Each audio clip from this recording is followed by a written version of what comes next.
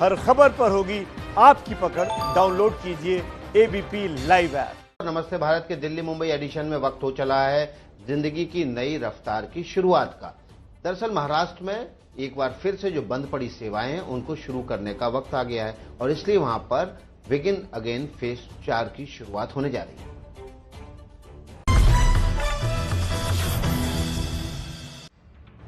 दिल्ली में कोरोना के 83,077 मामले, मुंबई में कोरोना के 75,000 केस।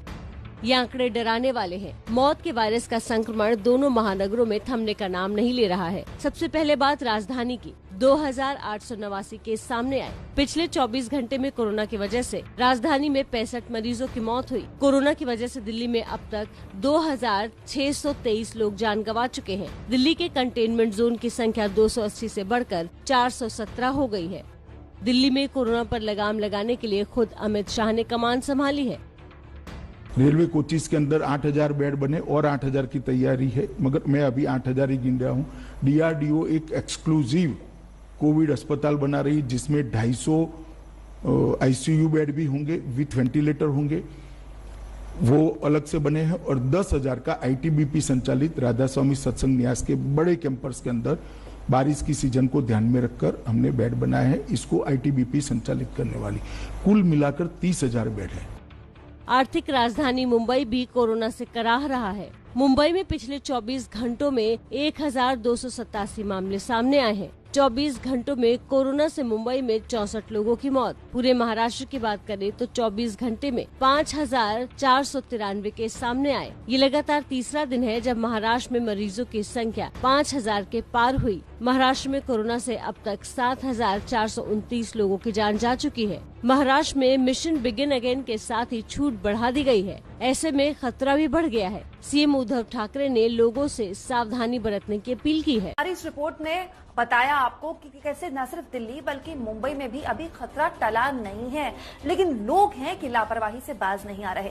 देखिए, मुंबई पुलिस ने करीब 28 जून को एक ट्वीट किया जिसमें उस ट्वीट के जरिए मुंबई को ये जानकारी दी गई है कि 28 जून के दिन 7,000 लोग मुंबई में बस यूं ही सड़क पर निकल पड़े, मतलब बेवजह।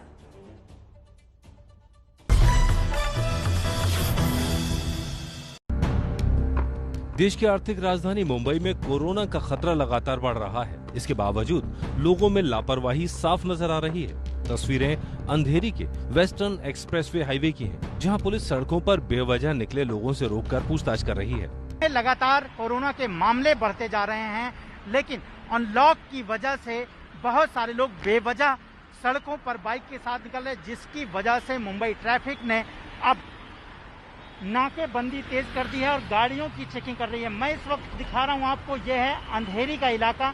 अंधेरी के वेस्टर्न एक्सप्रेस हाईवे पर बहुत सारी गाड़ियों की चेकिंग की जा रही है और ये उनसे बातचीत की जा रही है। पूछा जा रहा है कि वो घर से क्यों निकले हैं, क्या उन्हें कोई अति आवश्यक कार्य है जिसकी वजह से उन्हें घर से निकलना पड़ा है। अनलॉक में मिली छूट के बाद सड़क पर लोगों की लापरवाही दिखी तो पुलिस ने चेकिंग अभियान चलाया। अलग अलग जगहों पर पुलिस ने नाकेबंदी कर चेकिंग की। 12 जोन में 4,984 वाहनों को सील किया। उद्धव सरकार कोरोना के बढ़ते आंकड़े और लोगों की लापरवाही से चिंतित है। ऐसे में बेवजह घर से निकलने वालों पर कार्रवाई की जा रही है। जो लोग बेवजह घर से 2 किलोमीटर आगे जा रहे हैं और उचित कारण नहीं बता पा रहे हैं, पुलिस उन पर नियम के मुताबिक कार्रवाई कर रही है। नमस्ते भारत का मुंबई दिल्ली एडिशन आप देख रहे हैं। बात महाराष्ट्र की करें तो सीएम उद्धव ठाकरे ने लोगों से अपील की है कि ये काल बहुत संकट की घड़ी है, इस दौरान उन्हें सावधानी बरतनी चाहिए। साथ ही साथ कहा है कि मुंबई में गणेश उत्सव का समय नजदीक आ रहा है, ऐसे में सादगी के साथ पूरी सुरक्षा के साथ गणेश उत्सव का त्योहार मनाया जाए। और इसके साथ उन्होंने अपील की है उन लोगों से जो कोरोना से ठीक हो चुके हैं कि वो अपना प्लाज्मा जरूर डोनेट करें। देशातलं सगळ्यात मोठं प्लाझ्मा थेरपी देणारं आपलं राज्य ठरेल, जे खास करून ज्यांना कोरोना होऊन जे सुखरूप बरे होऊन घरी गेलेत त्यांना एक विनंती करायची। रक्तदान हे कसं, एक रक्तदान कोणी करू शकतो, पण प्लाझ्मा कोणाचं वापरू शकतो? रक्तगटाप्रमाणे तर तो वापरावा लागतोच, पण ज्यांना कोरोना होऊन जे बरे झालेत आणि ज्यांच्या शरीरात ती अँटीबॉडी तयार झालेली आहे, अशांचं रक्त घेऊन त्यातनं प्लाझ्मा घेऊन त्या रक्तगटाच्या रुग्णाला जर तो प्लाझ्मा आवश्यकतेनुसार वापरला तर बऱ्याच रुग्णांचा प्राण आपण वाचवू शकता। खबर एक सकारात्मक है। मुंबई से खबर है, मुंबई में एक एनजीओ बच्चों का हौसला बढ़ाने में जुड़ा हुआ है। कोरोना काल में लोग अवसाद से ग्रस्त हैं, लेकिन ये एनजीओ सकारात्मक कर रहा है।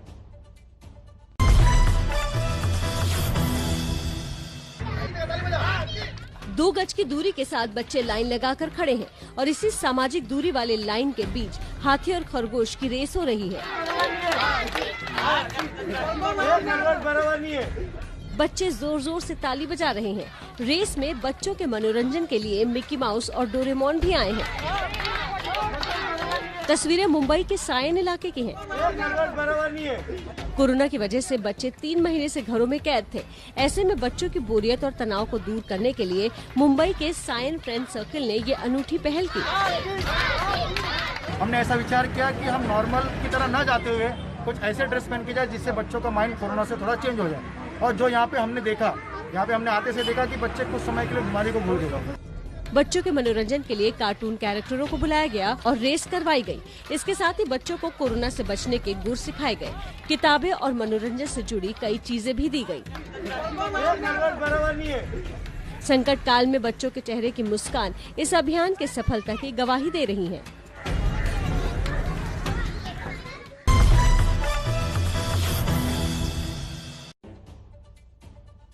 इसलिए हम कहते हैं नमस्ते भारत में खबरें होती हैं काम की और कहानियां कमाल की। एक और कमाल की खबर और कहानी लेकर आए हैं हम आपके लिए। मुंबई से एक खास तौर पर रिक्शा तैयार किया गया है जो मुंबई के लोगों को बचाएगा कोरोना से।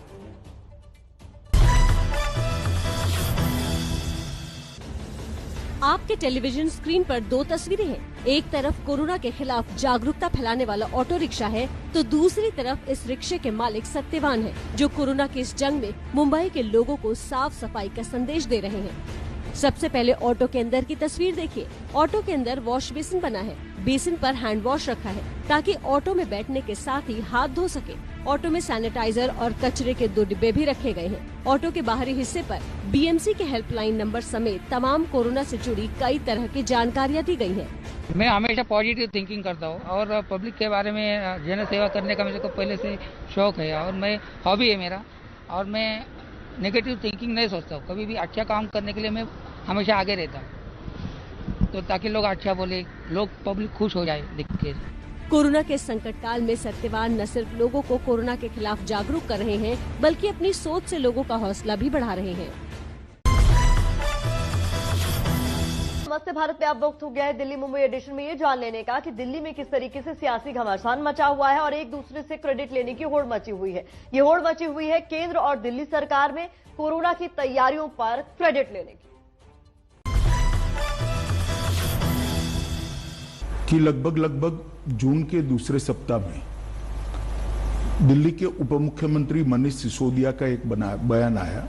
सिसोदिया जी ने बताया कि भाई 31 जुलाई को दिल्ली में 5.5 लाख तक कोरोना के संक्रमित हो जाएंगे, न जगह बचेगी न बेड बचेंगे और एक प्रकार से स्थिति खराब होगी। इससे दिल्ली की जनता में बहुत सारा भय हुआ। उनका अनुमान जो था वो आंकड़ों के आधार पर था। मैं वो अनुमान सच गलत उसमें जाना नहीं चाहता। मैंने मीटिंग बुलाई, इसमें दिल्ली के मुख्यमंत्री जी भी आए, उप मुख्यमंत्री जी भी आए, भारत सरकार के स्वास्थ्य मंत्री भी थे, ये तीनों डॉक्टर भी थे और बाद में एमसीडी के मेयरों के साथ भी मीटिंग की। इसमें हमने बहुत सारे निर्णय लिए और आज मैं कह सकता हूं विश्वास के साथ कि 5.5 लाख वाली स्थिति 31 जुलाई तक नहीं आएगी। गृह मंत्री अमित शाह ने सीधे तो नहीं कहा, लेकिन इनके बयान का साफ मतलब था कि केजरीवाल सरकार कोरोना से लड़ने में नाकाम रही। लेकिन अब केंद्र के दखल के बाद दिल्ली में हालात पहले से बेहतर हुए हैं, क्योंकि इस इंटरव्यू में अमित शाह ने मनीष सिसोदिया पर दिल्ली वालों को कोरोना को लेकर डराने का आरोप लगाया। इसलिए जवाब देने भी सिसोदिया ही सामने आए। मनीष सिसोदिया ने कहा, जून के पहले हफ्ते में अचानक कोरोना के मामले बढ़ गए थे, बेड की किल्लत हो गई थी और टेस्ट कम हो रहे थे।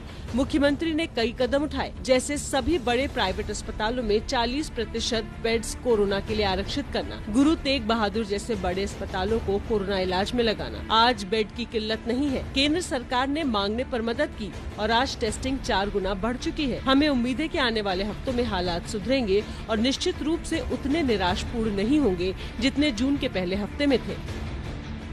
अब कांग्रेस इन दोनों बयानों को लेकर हमलावर है। कांग्रेस के प्रदेश अध्यक्ष अनिल चौधरी का कहना है कि केंद्र और केजरीवाल सरकार में बस श्रेय लेने की होड़ मची है, लेकिन जमीनी हकीकत कुछ और ही है।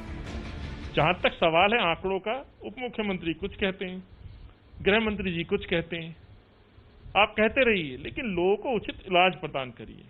आंकड़े बताते हैं 80,000 से ज्यादा मरीज जो हैं दिल्ली में हो गए। अब प्रतिदिन जो एवरेज अभी मौत की आ रही है, पिछले आप 9-10 दिनों से देखें, प्रतिदिन 60 से ज्यादा लोग मर रहे हैं, तो हालात तो गंभीर हैं।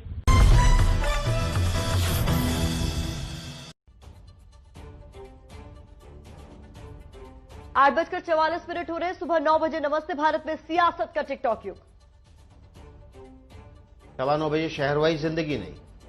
और इस वक्त नमस्ते भारत में वक्त है दिल्ली मुंबई एडिशन का। दिल्ली मुंबई एडिशन में मुंबई की, महाराष्ट्र की खबरें हम आपको दिखा रहे हैं। मुंबई में बारिश का अलर्ट है। मुंबई में इस समय जो खबर है वो बारिश का अलर्ट है। बारिश की वजह से कुछ इलाकों में पानी भरने की घटना भी हो सकती है, क्योंकि लगातार मुंबई में जब भी बारिश होती है, बारिश की वजह से जल भराव की समस्या वहां बड़ी समस्या बनकर उभरती है। और इस वक्त मुंबई में देर रात कांदिवली, मलाड, जोगेश्वरी और अंधेरी इलाकों में बारिश हुई है। देर रात करीब 1 घंटे तक बारिश हुई। बारिश के बाद मुंबई के अंधेरी इलाके में सब्बे में पानी भर गया। मौसम विभाग ने महाराष्ट्र में बारिश को लेकर अगले 48 घंटों का अलर्ट जारी किया है।